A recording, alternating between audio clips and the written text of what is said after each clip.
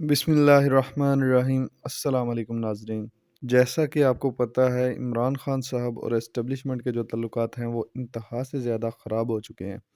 اور تقریباً point of no return پہ پہنچ چکے ہیں۔ لیکن یہ ہمیشہ سے ایسا نہیں تھا۔ خان صاحب کے اسٹیبلشمنٹ کے ساتھ تعلقات جو تھے وہ بہت اچھے تھے اور بڑا محبت اور پیار والا رشتہ تھا، لیکن اب یہ رشتہ خراب ہو گیا ہے۔ ان تعلقات کے عروج و زوال کو جو ہے ہم تفصیل سے دیکھیں گے اس ویڈیو میں۔ شروع سے دیکھیں گے کہ کب سے خان صاحب کے جو ہے اسٹیبلشمنٹ کے ساتھ تعلقات شروع ہوئے اور کب یہ تعلقات جو ہے خراب ہونا شروع ہوئے۔ 1992 میں ورلڈ کپ جیتنے کے بعد اور اس کے بعد شوکت خانم جو ہے ہاسپٹل بنانے کے بعد خان صاحب نے جو ہے 1996 میں اپنے سیاسی کیریئر کا آغاز کیا اور پاکستان تحریک انصاف بنائی۔ لیکن 1996 سے لے کے 2008 تک جو ہے خان صاحب کی جماعت جو ہے پاکستان تحریک انصاف وہ کوئی خاطر خواہ مائلیج جو ہے نہیں طے کر سکی تھی۔ یعنی کہ پاکستان تحریک انصاف کی جو ہے وہ اسمبلیوں میں کچھ خاص جو ہے وہ نمائندگی نہیں تھی۔ لیکن پھر 2008 میں اسٹیبلشمنٹ نے فیصلہ کیا کہ وہ ایک تھرڈ فورس کو کھڑا کریں گے پاکستان پیپل پارٹی اور مسلم لیگ نواز کے ساتھ مقابلہ کرنے کے لیے۔ اور 2008 سے جو ہے پاکستان تحریک انصاف کے جو ہے اسٹیبلشمنٹ کے ساتھ بڑے اچھے تعلقات شروع ہوئے۔ 2008 میں جب لیفٹیننٹ جنرل احمد شجاع پاشا صاحب جو ہیں انہوں نے آئی ایس آئی کا چارج سنبھالا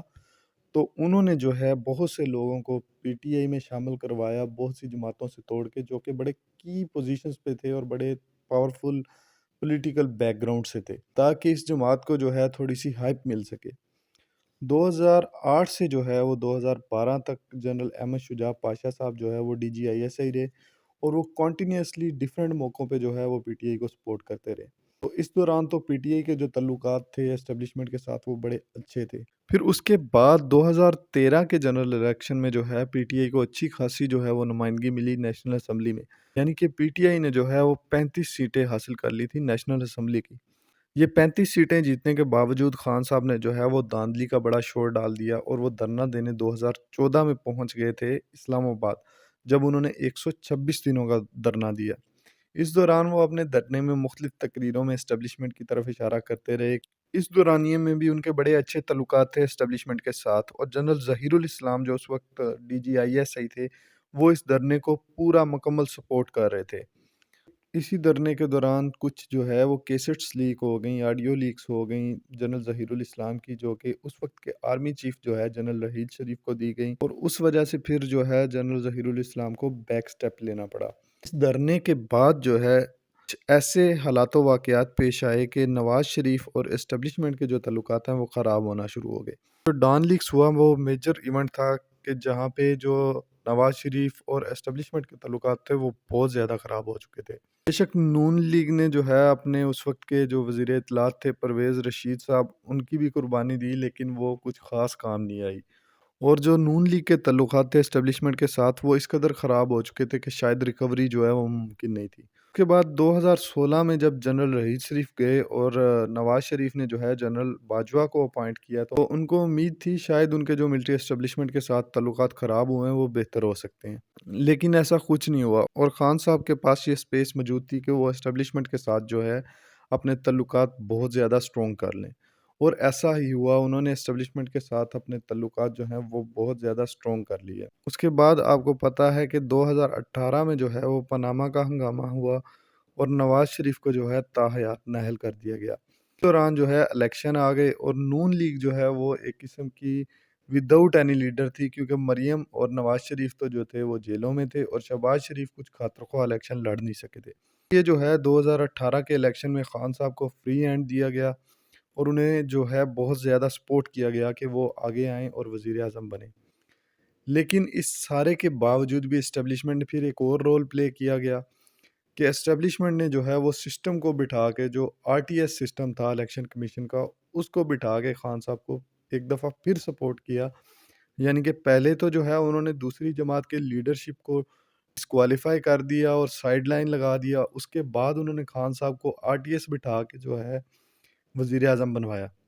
تو اس ٹائم پہ جو ہے خان صاحب کے اور اسٹیبلشمنٹ کے تعلقات جو تھے پیک پہ تھے، حکومت اور جی ایچ کیو جو ہے مل کے کام کر رہے تھے۔ سب سے زیادہ سرپرائزنگ جو چیز تھی سب کے لیے خان صاحب کے وزیر اعظم بننے کے بعد وہ یہ تھی کہ جب خان صاحب جو ہے وہ گئے جی ایچ کیو میں تو انہیں سارے جرنیلوں سے سلیوٹ مروایا گیا، اور یہ شاید پاکستان کی تاریخ میں پہلی دفعہ ہوا تھا کہ کسی پرائم منسٹر کو اتنی زیادہ جی ایچ کیو میں عزت دی گئی تھی۔ خان صاحب کی حکومت بن گئی 2018 میں، تو اس وقت جو تھے وہ خان صاحب کے ساتھ as a D G I S I کام کر رہے تھے اب کے army chief general Asim Munir صاحب۔ جنرل عاصم منیر صاحب نے جو ہے وہ پنجاب میں ہونے والی کرپشن کے بارے میں خان صاحب کو رپورٹ دی، کس طرح جو ہے فرا گوگی اور ان کی اہلیہ پنجاب گورنمنٹ کو انفلوئنس کر رہی ہیں اور کرپٹ پریکٹسز کر رہی ہیں۔ لیکن خان صاحب کو جو ہے جنرل عاصم منیر صاحب کی یہ بات پسند نہیں آئی کہ انہوں نے اتنا اوپنلی جو ہے پی ایم کو جو ہے ان کے خاص لوگوں کے بارے میں جو ہے رپورٹ کی ہے۔ تو خان صاحب نے جو ہے جنرل باجوہ سے کہہ کے جو ہے وہ جنرل عاصم منیر کی ٹرانسفر کر دی، اور اس کے بعد جو ہے as a D G I S I آئے جنرل فیض صاحب۔ سب کو پتہ ہے کہ خان صاحب کے جو ہے جنرل فیض کے ساتھ اتنے بہترین تعلقات تھے کہ وہ چاہتے تھے کہ میں ان کو آرمی چیف بنا دوں گا، کیونکہ جنرل فیض حمید صاحب جو ہیں انہوں نے جو ہے ہر موقع پہ خان صاحب کو سپورٹ کیا، بے شک وہ سینٹ الیکشن تھا یا بجٹ تھا یا ووٹ آف کانفیڈنس کا مسئلہ تھا جو انہوں نے لیا تھا، تو ہر موقع پہ جو ہے خان صاحب کو جنرل فیض حمید نے سپورٹ کیا۔ لیکن جب 2019 میں جنرل فیض حمید کی ٹرانسفر کا مسئلہ آیا، کیونکہ خان صاحب یہ چاہتے تھے کہ جنرل فیض حمید جو ہیں وہ as a D G I S I کام کرتے رہیں، آن دی ادر ہینڈ جو اسٹیبلشمنٹ تھی وہ یہ چاہتی تھی کہ جنرل فیض حمید صاحب جو ہیں وہ کور کو کمانڈ کریں تاکہ ان کا نام جو ہے وہ آرمی چیف کی ریس میں آ سکے۔ شاید خان صاحب کو یہ اندازہ تھا کہ اگر جنرل فیض حمید جو ہیں وہ اسلام آباد سے چلے گئے تو ان کے لیے مشکل ہو جائے گا اسلام آباد اپنی حکومت کو بچانا جو ہے، اس لیے شاید وہ جنرل فیض حمید کو جو ہے وہ بھیجنا نہیں چاہ رہے تھے پشاور۔ لیکن آرمی جو ہے وہ اپنے سسٹم کے تحت چلی اور انہوں نے جو ہے وہ جنرل فیض حمید کی پوسٹنگ کر دی اور ان کی جگہ جو ہے وہ جنرل ندیم انجم آ گئے۔ نومبر 2021 میں جو ہے وہ جنرل فیض حمید کی پوسٹنگ ہوئی پشاور میں، اور اس کے بعد جو ہے اپریل 2022 میں جو ہے وہ خان صاحب کے خلاف جو ہے تحریک عدم اعتماد آ گئی، اور اس کے بعد خان صاحب نے جو ہے اسٹیبلشمنٹ کے خلاف بیانیہ بنانے کے لیے یا شاید اسٹیبلشمنٹ کو جو ہے وہ بلیک میل کرنے کے لیے کہ اسٹیبلشمنٹ مجھے سپورٹ کرے جس طرح پہلے کر رہی تھی، جس طرح جنرل فیض حمید صاحب انہیں ہر قسم کی سپورٹ دے رہے تھے، چاہے وہ سینٹ الیکشن تھا، چاہے وہ بجٹ تھا، چاہے جس قسم کی بھی ان کو سپورٹ چاہیے تھی وہ جنرل فیض حمید صاحب دے رہے تھے۔ نومبر 2021 کے بعد جب خان صاحب کو یہ سپورٹ میسر نہیں تھی تو پی ڈی ایم نے جو ہے وہ ریئلائز کیا اپورچونٹی کو، اور وہ ساری جماعتیں جو ہے اکٹھی ہو گئیں، انہوں نے ایم کیو ایم کے ساتھ رابطے کیے، اور خان صاحب ابھی بھی جو ہے وہ اسٹیبلشمنٹ پہ ڈیپینڈ کر رہے تھے کہ شاید ایٹ دی اینڈ جو ہے نا وہ اسٹیبلشمنٹ میرا ساتھ دے دے۔ اسی دوران جو ہے سارا سائفر والی کہانی بنائی، پہلے خط لہرایا کہ امریکہ سے جو ہے یہ خط آیا ہے، یہ ساری جو اپوزیشن پارٹیاں ہیں یہ سازش کر رہی ہیں۔ اس وقت تو انہوں نے اسٹیبلشمنٹ کا نام نہیں لیا کیونکہ انہیں امید تھی کہ شاید اسٹیبلشمنٹ جو ہے ان کو سپورٹ کرے گی، لیکن جب اسٹیبلشمنٹ نے سپورٹ نہیں کیا اور خان صاحب نے جو ہے اسمبلیاں تحلیل کر دیں جو ہے غیر آئینی طریقے سے قاسم سوری کو یوز کر کے، اس کے بعد یہ معاملہ سپریم کورٹ میں گیا اور سپریم کورٹ نے جو ہے اسمبلیاں بحال کر دیں، اور جب اسمبلیاں بحال ہو گئیں تو خان صاحب نے پھر جو ہے اسٹیبلشمنٹ کو آڑے ہاتھوں لے لیا، کیونکہ اسٹیبلشمنٹ نے جو ہے وہ خان صاحب کی مرضی کا کام نہیں کیا تھا، اس لیے خان صاحب نے اسٹیبلشمنٹ پہ جو ہے وہ اٹیک شروع کر دیے۔ ملٹری لیڈرشپ کو جو ہے میر جعفر اور میر صادق کا، اور یہ سائفر والی بات بار بار کی کہ خط آیا تھا امریکہ سے اور امریکی سازش ہوئی ہے، یہ امپورٹڈ حکومت ہے، خان صاحب نے اس بیانیے پہ خوب کھیلا، اور جیسا کہ ان کی آڈیو لیک بھی آئی تھی کہ اب ہم اس سائفر کو لے کے جو ہے کھیلیں گے، تو خان صاحب نے اس پہ خوب کھیلا، عوام کی جو ہے امیدوں سے بھی کھیلا اور توقعات سے بھی کھیلا۔ اسٹیبلشمنٹ نے جو ہے بار بار اس بیانیوں کو رد کیا، D G I S P R نے بھی بار بار آ کے بتایا کہ کوئی سازش نہیں ہوئی، لیکن یہ بیانیہ جو ہے وہ دن بدن جو ہے وہ زور پکڑتا گیا، جو ہے وہ عوام میں اس بیانیے کو پھیلانے میں جو ہے کافی حد تک کامیاب ہو گئے، تو اسٹیبلشمنٹ کو کھل کے خان صاحب کے خلاف آنا پڑا۔ خان صاحب نے جب لانگ مارچ شروع کیا تو اداروں نے انہیں رپورٹس دیں کہ آپ پر حملہ ہو سکتا ہے، تھریٹ الرٹس دیے، لیکن خان صاحب نے جو ہے وہ پکا ارادہ کیا ہوا تھا کہ وہ اسلام آباد جا کر ڈیرے جمائیں گے۔ دوسری طرف جو ہے وہ کینیا میں جو ہے وہ ارشد شریف کا قتل ہو گیا، اس کے بعد جو ہے خان صاحب کی تحریک نے اور زیادہ زور پکڑ لیا، خان صاحب پر حملہ ہو گیا، خان صاحب نے جو ہے اپنے اوپر حملے اور ارشد شریف کے قتل کا جو مدعا ہے وہ بھی اسٹیبلشمنٹ پہ پھینک دیا کہ یہ دونوں کام جو ہیں اسٹیبلشمنٹ نے کروائے ہیں، حالانکہ جب خان صاحب سے انٹرنیشنل میڈیا پہ سوال ہوا کہ آپ کے پاس کوئی پروف ہے تو انہوں نے صاف صاف ڈینائی کیا کہ میرے پاس کوئی پروف نہیں ہے، لیکن انویسٹیگیشن ہونی چاہیے۔ ان کی یہ ڈیمانڈ تو ٹھیک ہے کہ انویسٹیگیشن ہونی چاہیے، لیکن ان کو وداؤٹ اینی پروف جو ہے ملٹری لیڈرشپ پہ اس طرح کے اٹیک نہیں کرنے چاہیے جس طرح کہ انہوں نے کیے، اور مجبوراً جو ہے وہ ملٹری لیڈرشپ کو یعنی کہ D G I S I اور D G I S P R کو جو ہے آ کر جو ہے وہ پریس کانفرنس کرنی پڑی۔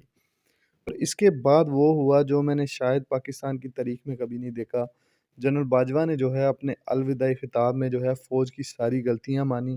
انہوں نے یہ قبول کیا کہ فروری 2022 تک جو ہے ہم سیاست میں جو ہے مداخلت کرتے رہے ہیں، لیکن فروری میں جو ہے اسٹیبلشمنٹ نے یہ اصولی فیصلہ کیا ہے کہ اس کے بعد وہ سیاست میں مداخلت نہیں کریں گے۔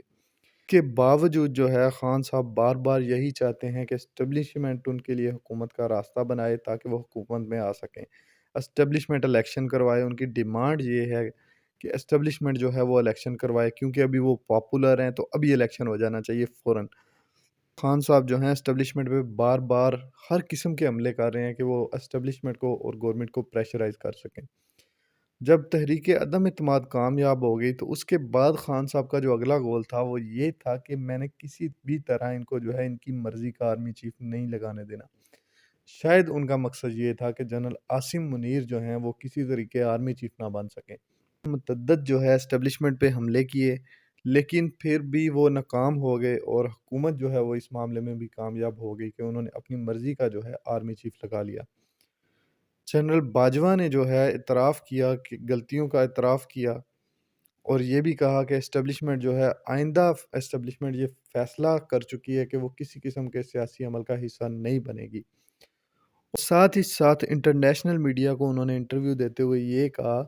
کہ آئندہ کے لیے بھی یہی حکمت عملی ہوگی کہ اسٹیبلشمنٹ جو ہے وہ سیاسی معاملات میں مداخلت نہیں کرے گی، اور یہ جو حکمت عملی ہے اسٹیبلشمنٹ کی ہمیشہ کے لیے رہے گی۔ مطلب یہ صرف ان کا ڈیسیژن نہیں ہے، یہ ادارے کا ڈیسیژن ہے کہ وہ آئندہ سیاست میں مداخلت نہیں کرے گا۔ لیکن خان صاحب جو ہے طرح طرح کے حملے کر کے اور اپنی پارٹی کے مختلف لوگوں کو جو ہے حملوں پہ لگا کے شاید اسٹیبلشمنٹ کو اتنا پریشرائز کرنا چاہتے ہیں کہ وہ اپنے مقاصد حاصل کر لیں، کیونکہ پہلے بھی ان کو پتہ ہے ان کو اسٹیبلشمنٹ نے حکومت بنا کے دی تھی۔ اتنا زیادہ پاپولر ہونے کے باوجود شاید انہیں خود پہ یقین نہیں ہے کہ میں جو ہوں دوبارہ حکومت میں آ سکتا ہوں۔ جنرل باجوہ صاحب نے تو انٹرویو میں یہاں تک کہہ دیا کہ جو ہے ہم پہ طرح طرح کے حملے کیے گئے ہیں، لیکن ہم جو ہیں وہ آئندہ سیاست میں حصہ نہیں لیں گے چاہے کچھ بھی ہو جائے۔ اور ساتھ ہی ساتھ انہوں نے یہ بھی کہا کہ ہم 4 جنرل جو ہیں پی ٹی آئی کے لیے قربان ہوئے ہیں۔ شاید ان کا جو اشارہ تھا وہ جنرل شجاع پاشا، جنرل ظہیر الاسلام خود اور جنرل فیض کی طرف تھا۔ کہہ رہے تھے کہ اس جماعت کو کھڑا کرنے کے لیے ہم 4 جنرل قربان ہوئے ہیں۔ خان صاحب اگر ارلی الیکشن چاہتے ہیں تو انہیں چاہیے کہ سیاستدانوں کے ساتھ بیٹھیں اور ان معاملات کو حل کرنے کی کوشش کریں، بجائے اس کے کہ اسٹیبلشمنٹ پر طرح طرح کے حملے کریں وداؤٹ اینی پروف۔ اس طرح کی مزید انٹرسٹنگ اور انفارمیٹیو ویڈیوز دیکھنے کے لیے میرے چینل کو سبسکرائب کریں، ویڈیو کو لائک کریں، شیئر کریں۔ اللہ حافظ۔